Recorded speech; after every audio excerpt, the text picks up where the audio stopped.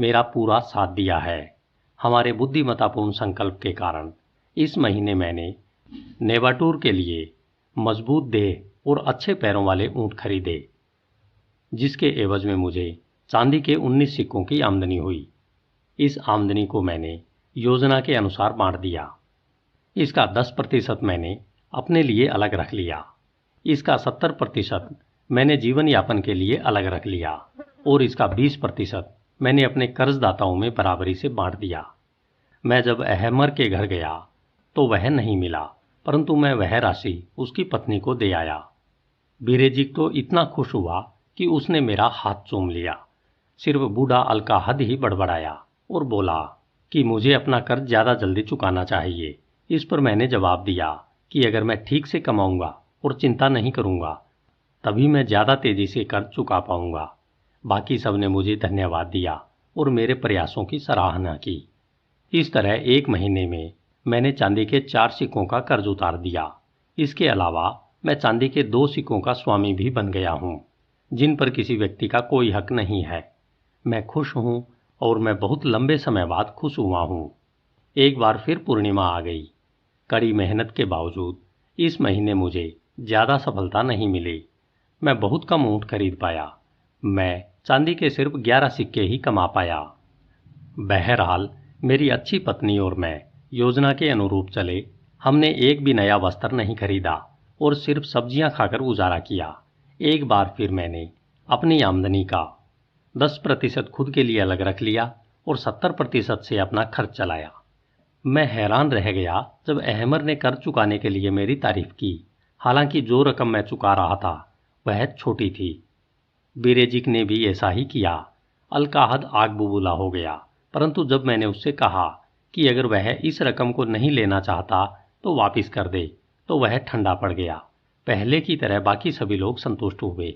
एक बार फिर पूर्णिमा आ गई और मैं खुश हूँ।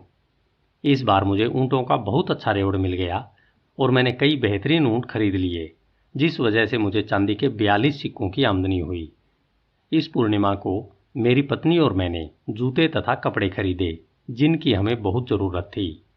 इसके अलावा हमने गोश्त और मुर्गा खाकर जश्न मनाया। हमने चांदी के 8 सिक्कों से ज़्यादा का कर्ज उतार दिया। अलकाहद तक ने कोई उल्टी बात नहीं की। वह योजना महान है जो हमें कर्ज से बाहर निकालती है और बचत कराती है। 3 महीने बाद मैं एक बार फिर लिख रहा हूँ। हर बार मैंने अपनी आमदनी का 10% हिस्सा अलग बचाकर रखा। मैंने और मेरी अच्छी पत्नी ने हर बार 70% आमदनी में अपना खर्च चलाया। हालांकि कई बार ऐसा करने में काफ़ी मुश्किलें आई। हर बार मैंने अपनी 20% आमदनी से अपने कर्जदाताओं का कर्ज चुकाया। मेरे पर्स में अब चांदी के 21 सिक्के हैं, जो सिर्फ मेरे हैं। इससे मेरा सिर तन जाता है और मैं अपने दोस्तों के बीच गर्व के साथ उठ बैठ सकता हूँ। मेरी पत्नी घर को बहुत अच्छी तरह से संभालती है और अच्छे कपड़े पहनती है। हम साथ साथ रहकर खुश हैं। यह योजना अनमोल है। इसने एक पूर्व गुलाम को सम्मानित व्यक्ति में बदल दिया। 5वां मृदापत्र। एक बार फिर पूर्णिमा है। मैं जानता हूँ कि मैंने बहुत समय से कुछ नहीं लिखा है। दरअसल 12 महीने गुजर चुके हैं। बहरहाल आज मैं अपना रिकॉर्ड लिखने में नहीं चूकूंगा, क्योंकि आज मैंने अपना आखिरी कर्ज चुका दिया है। आज के दिन मैंने और मेरी पत्नी ने जश्न मनाया, क्योंकि हमारा संकल्प पूरा हो गया है। जब मैं अपने कर्जदाताओं से आखिरी बार मिला तो ऐसी कई बातें हुई जिन्हें मैं हमेशा याद रखूंगा। अहमर ने अपने कठोर शब्दों के लिए मुझसे माफ़ी मांगी और कहा कि वह चाहेगा कि हमारी दोस्ती हमेशा कायम रहे। बूढ़ा अलकाहद भी आखिर इतना बुरा नहीं था, क्योंकि उसने कहा, तुम कभी नरम मिट्टी की तरह नाजुक थे, जिसे कोई भी छूकर दबा सकता था और मनचाहे आकार में ढाल सकता था, परंतु अब तुम कांसे के टुकड़े की तरह हो, जो किसी का भी मुकाबला कर सकता है। अगर तुम्हें कभी चांदी या सोने की ज़रूरत पड़े तो बेहिचक मेरे पास चले आना।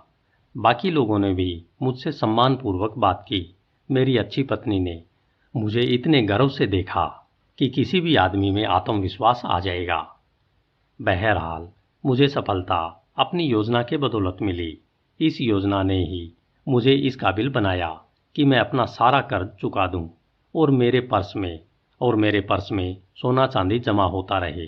मैं सफलता चाहने वाले हर आदमी को यह सलाह दूंगा कि वह इस योजना पर चले। जब इसकी बदौलत एक पूर्व गुलाम अपने कर्ज चुका सकता है और अपने पर्स में सोना इकट्ठा कर सकता है, तो इस पर अमल करके कोई भी व्यक्ति ऐसा कर सकता है।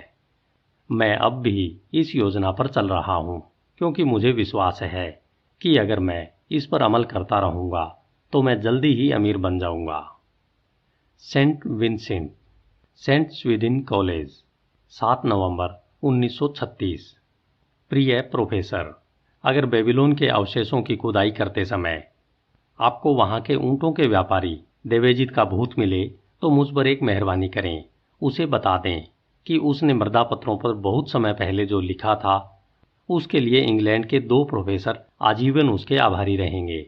आपको शायद याद होगा, 1 साल पहले मैंने लिखा था कि मिसेस रूबेरी और मैं कर्ज से बाहर निकलने की इस योजना की आवाज़ भी सुनना चाहते हैं। शायद आपने अनुमान लगा लिया होगा कि हमारी आर्थिक स्थिति खराब थी। हालांकि हम इसे अपने दोस्तों से छुपाने की कोशिश कर रहे थे। हम कई सालों से अपमान भरा जीवन जी रहे थे, क्योंकि हमारे सिर पर पुराने कर्जों का पहाड़ था और नए कर्ज चढ़ते जा रहे थे। हम दहशत में थे कि कहीं व्यापारी लोग कोई फसाद ना खड़ा कर दें, जिसकी वजह से मुझे कॉलेज से निकाल दिया जाए। ऐसा नहीं है कि हम कर्ज चुकाने की कोशिश नहीं कर रहे थे। अपनी आमदनी में से हम जितना भी बचा सकते थे उतना बचाने की कोशिश कर रहे थे, परंतु आमदनी में अपना खर्च चलाना भी मुश्किल पड़ रहा था।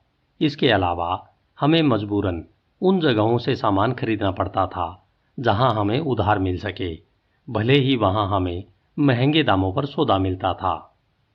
इससे एक दुष्चक्र शुरू हो गया, जिससे चीजें बेहतर बनने की बजाय बदतर बनती चली गई। हमारी स्थिति निराशाजनक होती जा रही थी। हम कम किराए वाले मकानों में नहीं जा सकते थे, क्योंकि हम पर मकान मालिक का कर्ज चढ़ा हुआ था। ऐसा लगता था कि हम स्थिति को सुधारने के लिए कुछ नहीं कर सकते थे। फिर अचानक बेबीलोन के ऊंटों के व्यापारी ने हमें एक ऐसी योजना सुझाई जिस पर अमल करके हम अपनी मनचाही चीज हासिल कर सकते थे। उसने हमें अपनी योजना पर अमल करने की सूची बनाई और मैंने वह सूची अपने सभी कर्जदारों को दिखाई।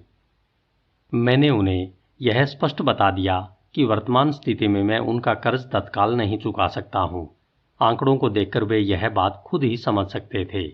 फिर मैंने उन्हें बताया कि पूरा कर्ज चुकाने का इकलौता रास्ता यही था कि मैं हर महीने अपनी 20% आमदनी सभी कर्जदाताओं में बराबरी से बांट दूं। इस तरह से मैं लगभग 2 साल में सारे कर्ज उतार दूंगा। इस दौरान हम अपना सारा सामान नकद खरीदेंगे, जिससे उन्हें अतिरिक्त लाभ होगा। कर्जदाता सचमुच बहुत सज्जन थे। हमें सब्जी देने वाला बूढ़ा आदमी समझदार था। उसने एक ऐसी बात कही जिसके द्वारा मुझे दूसरों को समझाने में आसानी हुई।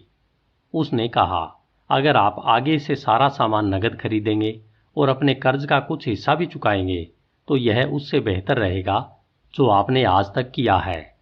आपने 30 साल से मुझे 1 पैसा भी नहीं दिया है। अंत में मैंने उन सबसे यह अनुबंध करवा लिया कि जब तक मैं नियमित रूप से अपनी 20% आमदनी से उनके कर्ज चुकाता रहूंगा, तब तक वे मुझे किसी प्रकार से तंग नहीं करेंगे। फिर हमने 70% आमदनी में गुजारा करने की योजना बनाई। हम अपनी 10% आमदनी बचाने के लिए संकल्पवान थे। चांदी और संभवतः सोने के सिक्के बचाने का विचार बहुत आकर्षक था। खुद को बदलने में हमें रोमांच का अनुभव हुआ। अपनी 70% आमदनी में आराम से खर्च चलाने के तरीके खोजने में हमें बहुत मजा आया। हमने यह काम मकान के किराए से शुरू किया और हम मकान का किराया कम करवाने में कामयाब हो गए और हमें अच्छा सामान कम कीमत पर मिलना शुरू हो गया। यह इतनी लंबी कहानी है कि एक पत्र में पूरी नहीं हो सकती। संक्षेप में, इसमें हमें ज़्यादा कठिनाई नहीं हुई और हमने खुशी खुशी यह काम कर दिया। अपनी आर्थिक समस्याओं को इस तरह सुलझाने से हमें बहुत राहत मिली और अब हम पुराने कर्ज के कारण आतंकित नहीं थे। बहरहाल, मैं आपको उस 10% आमदनी के बारे में बताना नहीं भूलूंगा जिससे हमने खनकाने के लिए अलग